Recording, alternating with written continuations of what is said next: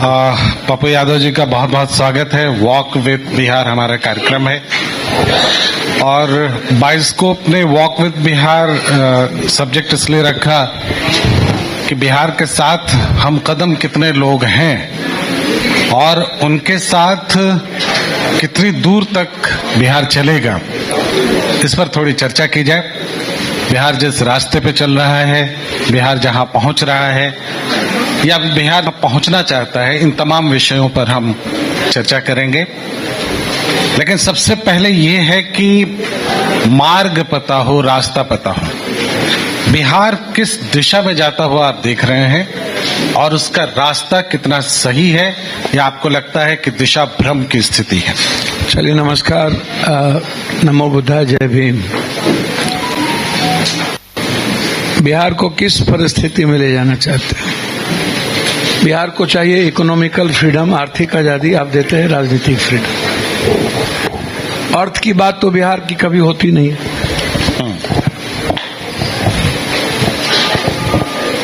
बिहार एक फिलोसफर प्रदेश है, फिलॉसफी बहुत है।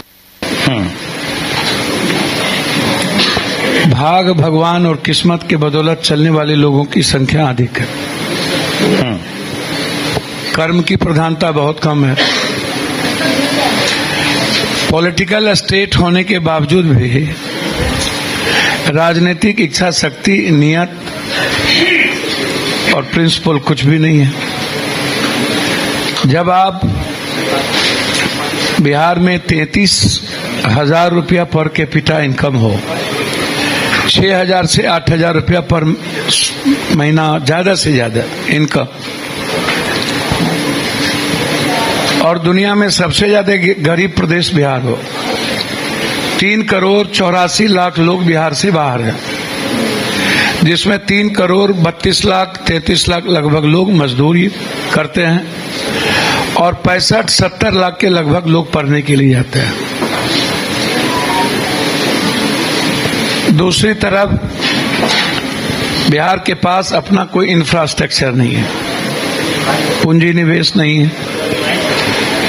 लगभग 20 साल और 15 साल, 35, 36, 37, 38 सालों से एक भी पूंजी निवेश नहीं हुआ। 0.7% एक बार हुआ, एक बार 1.3%, फिर उसका रेट नीचे चला गया। बिहार के पास मिनरल्स था, अब वो मिनरल्स नहीं है। बिहार गणतंत्र की परिकल्पना की गई थी, बौद्ध का, कबीर का, गुरु गोविंद का, चाणक्य का, मंडन का, राष्ट्रकवि दिनकर का, रेणु का, विद्यापति कवि का, साहित्य और अध्यात्म का, विचारों का संगम रहा। प्रगति के रूप में जब हम बड़ा बिहार थे तो दुनिया मेरी ओर देखती थी। आजाद हिंदुस्तान के बाद सबसे ज्यादा हमारे पास मिनरल्स के बाद कुछ भी था तो फार्मर्स ने जितना ज्यादा हमारे पास अनाज था उतना दुनिया में किसी के पास नहीं था। लेकिन आज क्या है? आज कहाँ है? 73.6% लगभग हम बाढ़ से प्रभावित हैं। 40% हम लगभग चीनी देते थे दुनिया को, देश को 4.1 या 2 के लगभग हम चीनी देते हैं। 9 चीनी मिल मात्र बच गया। डालमिया नगर बंद हो गई, पेपर मिल दरभंगा बंद हो गया। जिस चीनी मिल के लिए नरेंद्र मोदी जी 3 बार मोतिहारी गए, बीजेपी और अन्य लोगों के बड़े बड़े माफियाओं ने उस चीनी मिल को बेच दिया। चाय नहीं पी पाए मोदी जी, 3 बार बोले हम चाय पिएंगे, और तीसरे बार गए तो वो चीनी मिल था ही नहीं मोतिहारी में। उस चीनी मिल के चलते 4 मर्डर हुई, 4 लोगों की हत्या हुई। चारों मर्डर में हम गए, चारों फैमिली की मदद किए, लेकिन चीनी मिल नहीं बच सका। जूट मिल बंद हो गई, 1 यूनिट बचा। सिल्क मिल में 2 यूनिट बचा। बंदूक की फैक्ट्री गिरान लग गई। इरमी का 3 हिस्सा जमालपुर से चला गया, सिगरेट फैक्ट्री की यूनिट बंद हो गई। पूरे बिहार में सबसे बड़ी फैक्ट्री मधुपुर में लगी थी। जब गुजरात में एक दूध उत्पादन की फैक्ट्री लगी तो वह फैक्ट्री मधुपुर में लगी। एक प्रोडक्टिविटी गुजरात को कहां पहुंचा दिया, और मधुपुर की फैक्ट्री बंद हो गई। डेनमार्क के बाद सबसे ज्यादा दूध, सबसे ज्यादा फूड प्रोसेसिंग बिहार में होता है, डेनमार्क के बाद। और डेनमार्क के बाद सबसे ज्यादा मक्का बिहार में होता है, और दुनिया में सबसे ज्यादा मखान बिहार में होता है। लगभग 85-84% मखान बिहार में होता है, उससे ज्यादा बोलिए, 91 भी बोल सकते हैं। दुनिया को मखान चाहिए, हम इस पे बात नहीं करते हैं, बाढ़ पे हम बात नहीं करते हैं, आप प्रगति या बात करते हैं। तो आप हमको बताइएगा ना। आप जनधन की बात किए, 50,000 रुपया नहीं मिला। आप स्किल की बात किए, आप स्टार्टअप की बात किए, आप स्टैंड अप की बात किए, स्किल नहीं मिला। कोई एक चीज 20 सालों में नीतीश कुमार जी और 16 साल डबल इंजन की सरकार, कोई एक स्कूल का नाम बताइए जो डबल इंजन की सरकार ने बनाई हो। कोई सिंगल स्कूल जो भी बिहार को मिली, जिला स्कूल, भट्टा school, Navodaya, Kasturba colleges, Netarhat, IT, ITI, IM, सब कांग्रेस के समय। कोई एक नया स्कूल बताइए कि 16 साल या 20 साल में खुला हो। जब सरकार यह कहती है कॉलेज जिला में खोले, तो इस सरकार से पूछिए, एम्स एक मनमोहन सिंह के समय में खुली, 68.2% अभी भी इंफ्रास्ट्रक्चर एम्स में नहीं है। बिहार के 80% से ऊपर लोग अभी भी एम्स का इलाज कराने के लिए दिल्ली जाते हैं, यहां नहीं कराते। जितना जीएमसीएच, पीएमसीएच के बाद 5,472 करोड़ रुपया का बिल्डिंग बना, अल्ट्रासाउंड नहीं, सीटी स्कैन नहीं, एमआरआई नहीं, इंफ्रास्ट्रक्चर नहीं, टेक्नीशियन नहीं, लैब नहीं, जांच नहीं। मैं इसी आपकी बात पर आ रहा हूं। आपने शुरुआत से जो फेलियर्स हैं उसकी चर्चा की। आपका मानना है कि कांग्रेस ने जो दिया वो आने वाले दिनों में सारा समाप्त, धीरे धीरे वो जो था वो भी खत्म हो गया। कांग्रेस ने जो कुछ भी यहाँ खड़ा किया था, क्या वो पर्याप्त था? अगर था तो पलायन तब भी क्यों था, गरीबी तब भी क्यों थी? और थोड़ा हमारे ख्याल से थोड़ा सा पढ़ने लिखने है पत्रकार लोगों को। जी, आप लोग ये जो चैनल के मालिक के बदौलत और ये जो प्रभावित होकर के पत्रकार लोगों की जो स्थिति है, सबसे प्रदूषित व्यक्ति हो गए। पहले तो आप ये समझिए, हम कांग्रेस की बात ही नहीं कर रहे हैं। नहीं, आपने पहले आप समझ लीजिए, जब लास्ट में मैंने कांग्रेस सरकार की बात, हाँ बिल्कुल, कांग्रेस पार्टी की बात अभी नहीं कर रहा हूं। प्रगति ने की, तो मैं आपके जानकारी के लिए बता दूं, हम बिहार, बंगाल, झारखंड और उड़ीसा, हम 4 स्टेट मिला करके बिहार थे। बंगाल जब अलग हुआ तो हम उड़ीसा, झारखंड और बिहार थे। जब उड़ीसा अलग हुआ तो झारखंड और हम बिहार थे। तो पहले तो आप मिनरल्स की बात देख लीजिए। मैं सबसे पहला आपको आजाद हिंदुस्तान के बाद का हम एक उदाहरण आपको देते हैं, और वो है अनाज। वर्ल्ड का सबसे ज्यादा धान, गेहूं, और वर्ल्ड का सबसे ज्यादा फूड प्रोसेसिंग, और सबसे ज्यादा दुनिया का नदी, कोसी, महानंदा, गंडक, केहर, बलान, सोन, गंगा, 37 नदी मेरे पास थी, और लगभग 34 मछली। भारत के अन्य स्टेट में 2 मछली थी, हमारे यहाँ रेहू, कतला, सिंगी, पोटिया, चंगरा, मुंगरा, यदि मैं गिनती कराऊं कितना मछली थी मेरे पास आपको नहीं पता।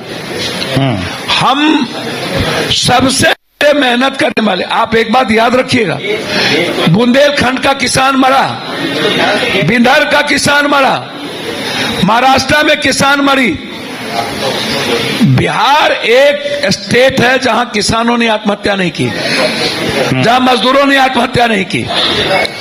उसके मैं आपने कहा तो आप ध्यान सुन लीजिए। बिल्कुल बिल्कुल। हम दुनिया को प्रोडक्टिविटी में फार्मर्स को हम अनाज देते थे, वर्ल्ड को अनाज सबसे ज्यादा था और अनाज आज सबसे ज्यादा कम है। एक एजुकेशन के मामले में आप उठा के देखिए, मैं स्कूल को लाना चाहता हूं। कल दवाई थी, कल एक्सरे मशीन था, कल अल्ट्रासाउंड था, सीटी स्कैन था, एमआरआई नहीं थी।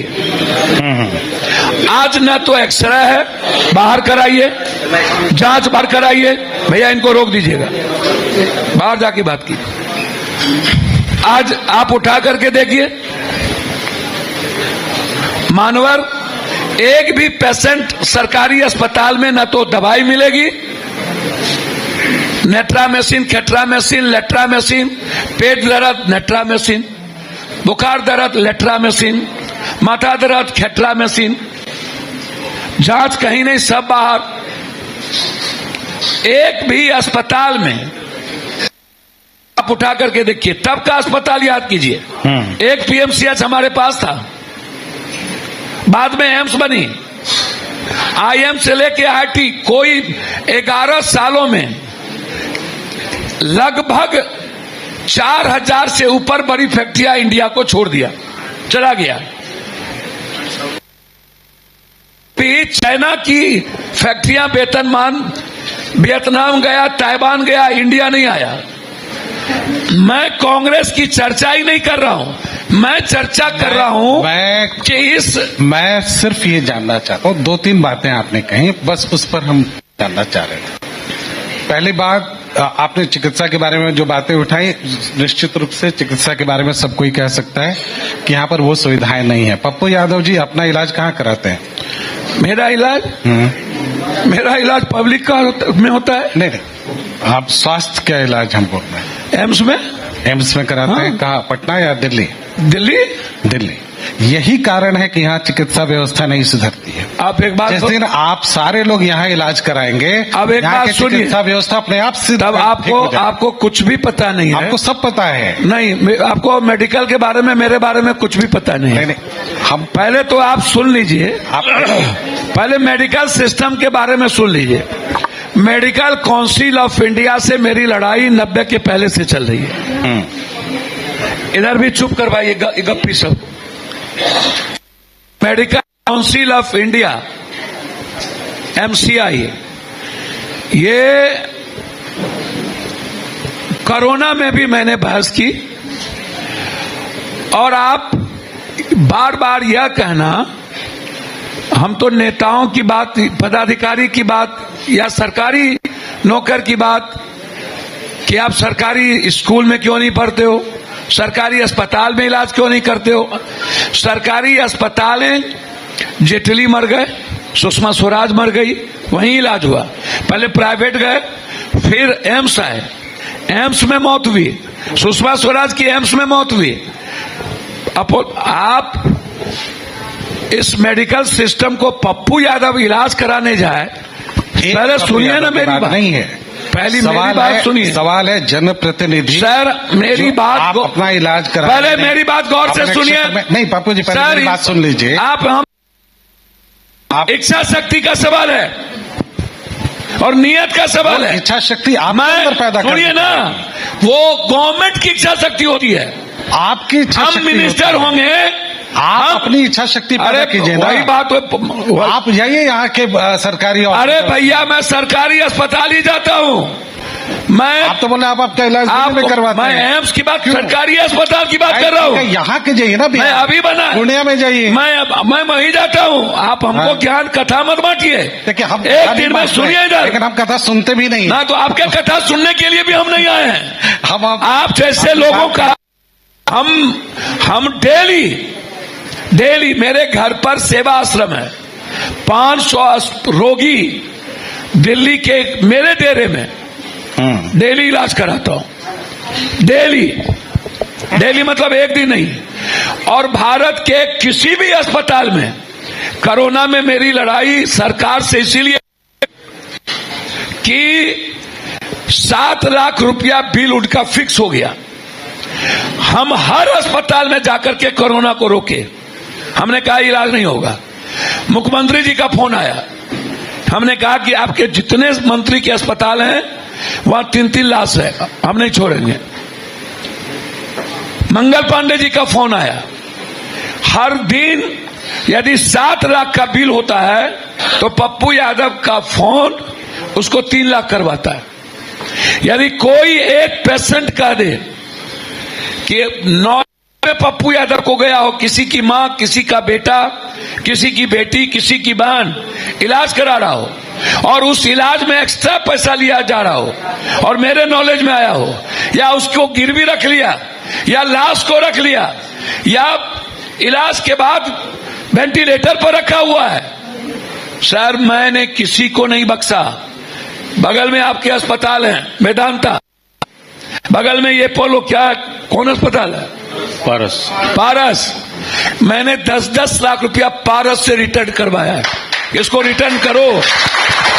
और यही वीआईपी कल्चर क्यों है, हम ये जानना चाहते हैं। क्या कि पप्पू यादव को फोन क्यों करना पड़ता है भैया? क्यों नहीं आम आदमी के अंदर ये हम एक शक्ति पैदा करते हैं। भैया एक बात, आम आदमी तक आने की बात क्यों? आम आदमी से बड़का चोर तो कोई है नहीं।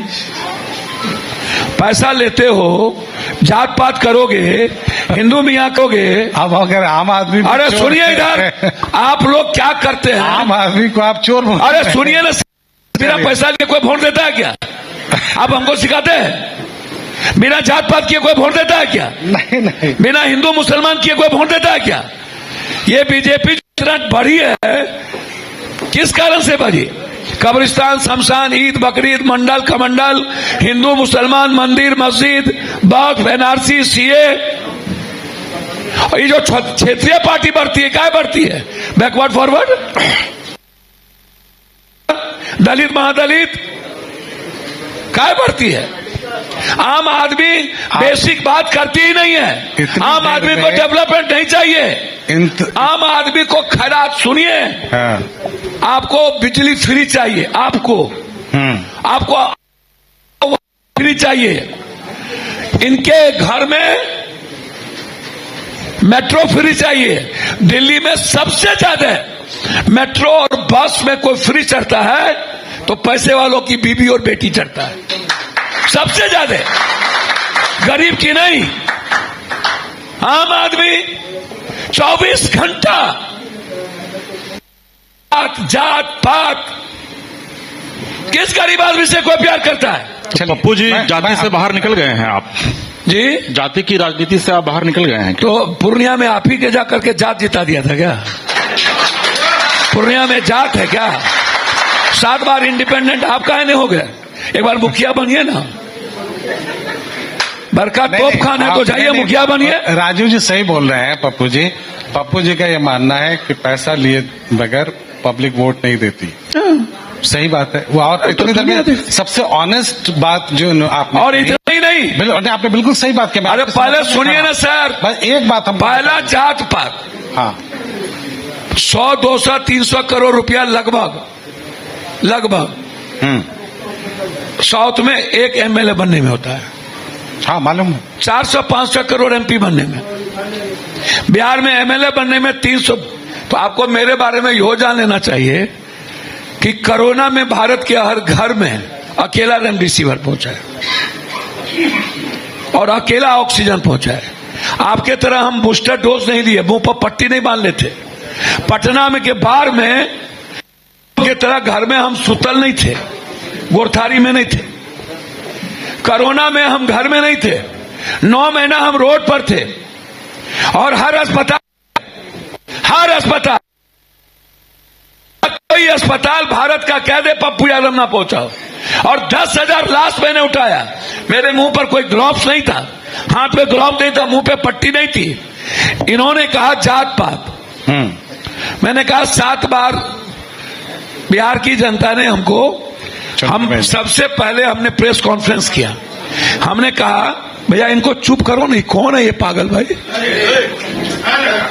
हटाइए इसको यहां से। सबसे पहली बार हमने कहा हमको डॉक्टर का वोट नहीं चाहिए, पूछिए तो कहा कि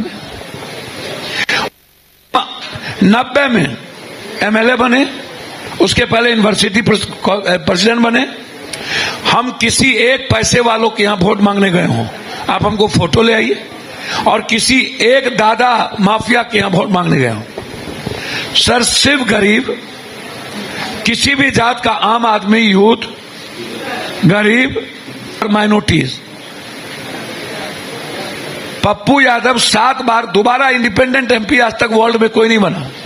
हम सिंगल आदमी हैं कि हम 5 बार अवार्डेड एमपी हैं। सोमनाथ दादा से लेकर के अभी तक सबसे ज्यादा क्वेश्चन और सबसे ज्यादा डिबेट का अवार्ड पप्पू यादव को मिला। देखिए आपकी बातों से जो बातें निकली, एक कुछ बातें ऑनेस्टली कही है कि जात पात है, धर्म को लेकर बातचीत होती है, पैसे लेकर दिए जाते हैं, ये तमाम फैक्टर्स हैं, इसको एक्सेप्ट करना चाहिए। जैसे आप एक ठो को यहाँ बैठे लेते अभी, किसको अच्छा, अब कौन पार्टी, बहुत सारे गेस्ट हैं, सब सारे गेस्ट हैं यहाँ पे, और हम 60 लाख रुपया, 60 लाख रुपया में एक ठो टेंट क्रांति करने बुला लिए थे, नौकरी करने आया। ऐसे एक क्रांतिकारी वहाँ आम आदमी पार्टी के रूप में खड़ा या एक बात समझिए, नौकरी करने आया, हम उस वक्त मैं दिल्ली में था और वहीं की पत्रकारिता में था। अभी हम एडिटर साहब आपके जात पात की बात कर रहे थे, इनको पता है इनका घर हमारे घर के बगल में। हम सिंगल आदमी हैं सर, इस बात को समझ लीजिए कि राजनीति के क्षेत्र में मैं ही एक आदमी हूं जो पार्टी और अन्य लोगों की गणेश परिक्रमा नहीं करता।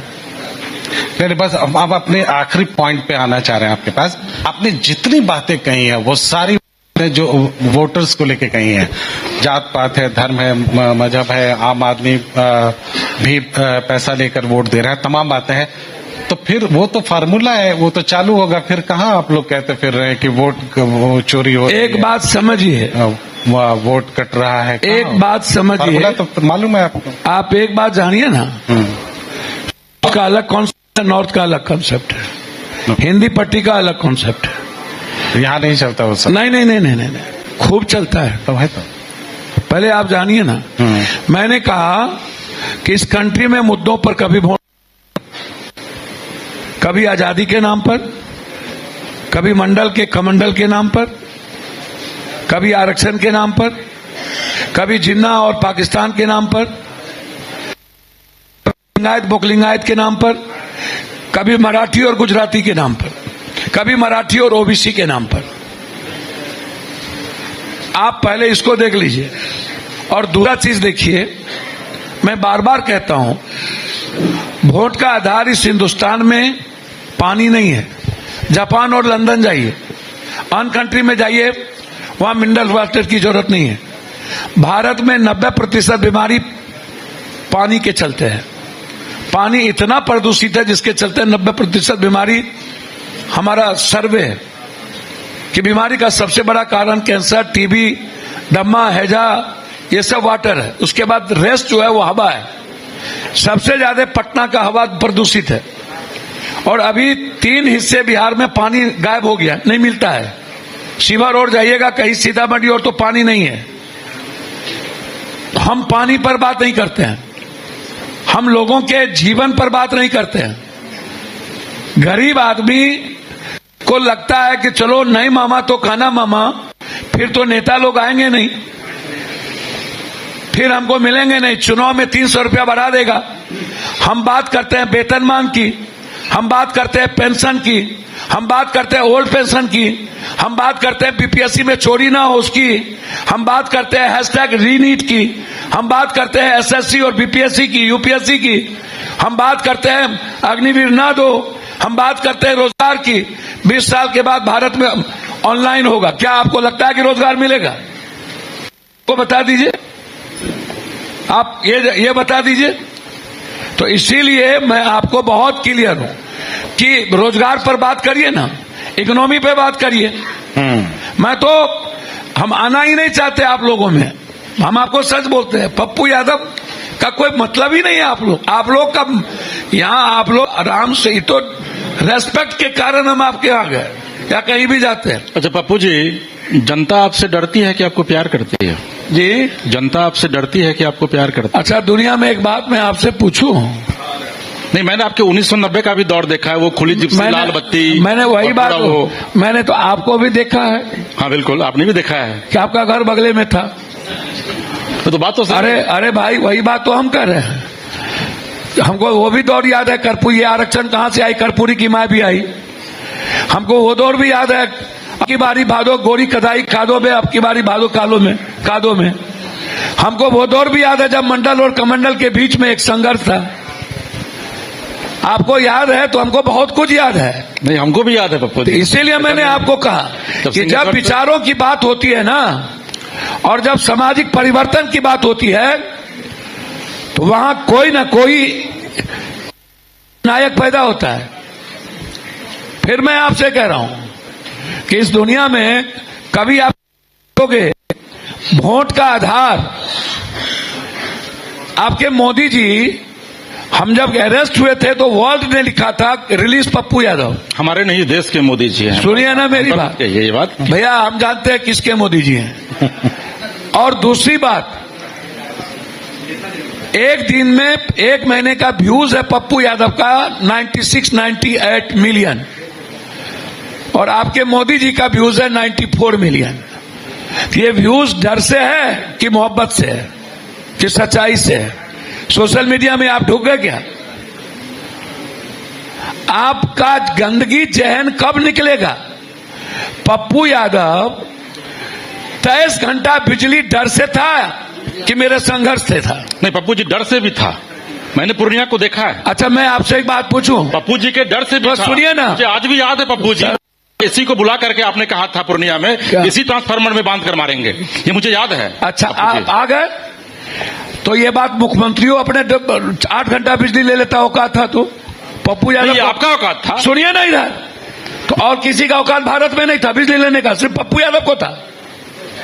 नहीं, और लोग भी हैं। अकेला पप्पू यादव था। और लोग भी हैं। नहीं है सर, नहीं है। उस वक्त 8 घंटा से ज्यादा भारत में कहीं नहीं थी, नहीं है। अच्छा, सिर्फ पप्पू यादव को थी। नहीं, ये बात सही है कि पूर्णिया में आपको क्या पता रहती थी, ये बात कथा बांटते रहते हैं। नहीं थी।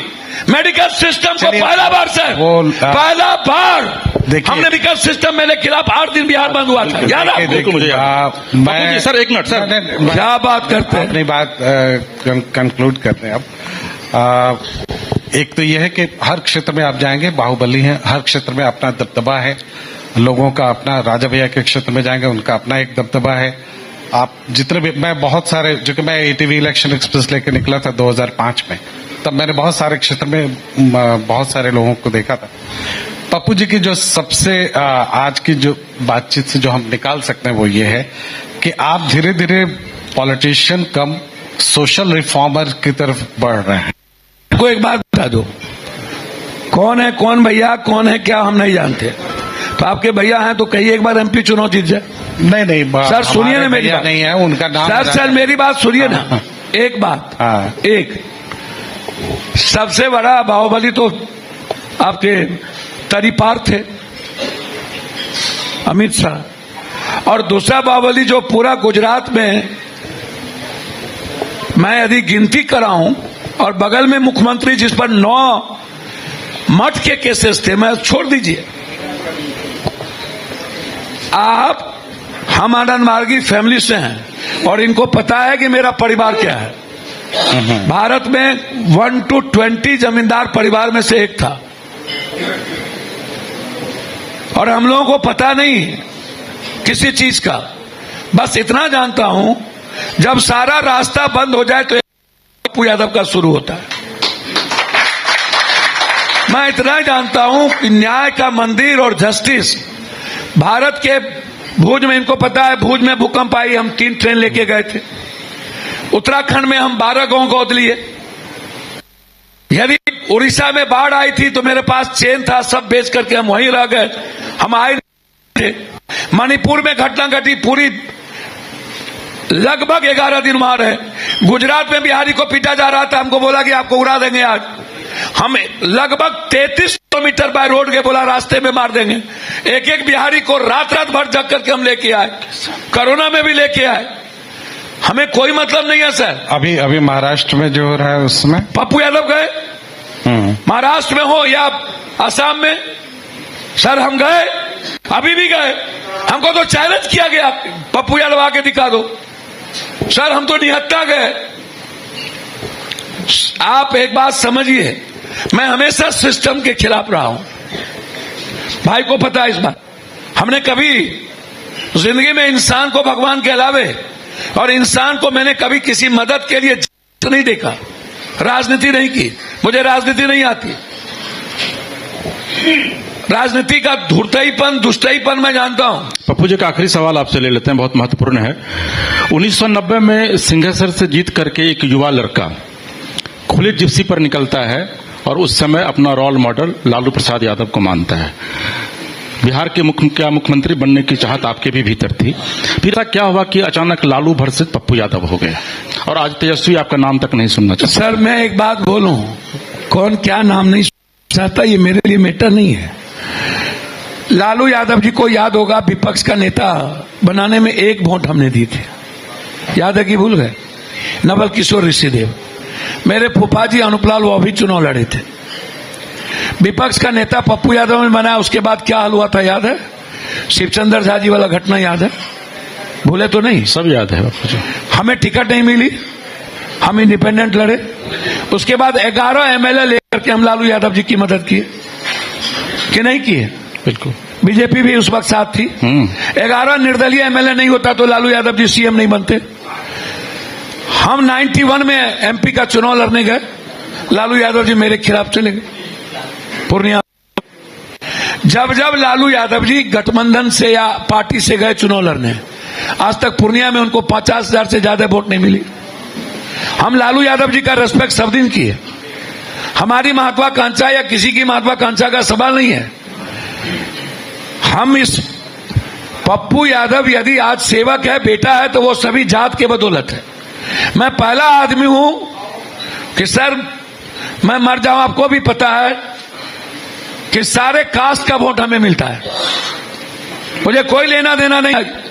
युवाओं की लाइफ लाइन के अलावे, उसके खुशियों के अलावे। हमारी ये दुर्गति यदि आज तक हुई तो गरीबों ने नहीं किया, या अन्य जातियों ने नहीं किया, यादवों ने किया। लालू यादव को याद, अब 30% यादव आजकल बीजेपी और जदयू को वोट दे देता है। और कौन हमारा नाम हमारे खिलाफ सब दिन पूर्णिया में गए, और मधेपुरा का चुनाव आप जीत नहीं पाए, उसके बाद पप्पू यादव के बाद सुपौल का चुनाव आप नहीं जीत पाए रंजीत रंजन जी के बाद। सबसे ज्यादा यादव और मुसलमान अररिया में है, पूरे 7 लाख और लगभग 5.25 लाख यादव। क्या कारण है कि 6 बार से आप चुनाव नहीं जीतते? इसका मतलब है कि यादव कहीं डाइवर्ट होता है। तो आप बेफिक्र रहे भाई मेरे, मैं लालू यादव के रेस्पेक्ट में, वो मेरे विरोध भी गए, जब जब वो संकट में रहे मैं लालू यादव का रेस्पेक्ट किया। मेरी आइडियोलॉजी बिल्कुल डिफरेंट है, पटना आने का रास्ता एक है, विरोध का सवाल अलग अलग है। विचारधारा का विरोध चलेगा, एक परिवार के बीच में भी चलता है, खटपट होती है, माधवराव सिंधिया के बीच भी हुई है, अशोक गहलोत के बीच भी हुआ, पार्टी के बीच भी अभी चुनाव रूडी और उसका हुआ, चलेगा। पटना आने के रास्ते अलग अलग हो सकते हैं, पहुंचना पटना है। हम लोग बिल्कुल एक हैं, और राहुल गांधी जी के संघर्ष मुद्दे और उनके सच्चाई के रास्ते के साथ, चाहे वो मुद्दा जाति जनगणना का हो, चाहे वो मुद्दा किसान का हो, जब मोदी जी से उन्होंने कहा था कि आपको बिल वापस लेना पड़ेगा। सदन में उन्होंने कहा था कि ये भारत है, मोदी जी जाति जनगणना कराना होगा। 8 साल पहले उन्होंने कहा था कि ये जीएसटी गलत है। 8 साल बाद उन्हें याद आई कि जीएसटी मिडिल क्लास के व्यापारियों के लिए गलत थी, उनकी इकोनॉमी पॉलिसी गलत थी। आज 8 साल बाद बोलिए, हर मुद्दों पर आप उठा करके देखिए राहुल गांधी जी का, क्यों पीछे से आप भाग जा रहे हो? क्या हुआ डॉलर का? क्या हुआ रुपये की वैल्यू? क्या हुआ शेयर मार्केट? क्या हुआ 2 करोड़ नौकरी? क्या हुआ ब्लैक मनी? क्या हुआ वो जाली नोट? 1,64,000 करोड़ रुपया जाली नोट आज भी इस इंडिया में है। कहाँ है? आप उस पर बात ही नहीं करते। चलो बाबू जी, हम तो दुआ करेंगे कि आने वाले दिनों में आप बिहार की बागडोर संभाले और इन तमाम चीजों को ठीक कर। आप हमारे कार्यक्रम में आपने अपना कीमती वक्त दिया, इसके लिए बहुत बहुत धन्यवाद।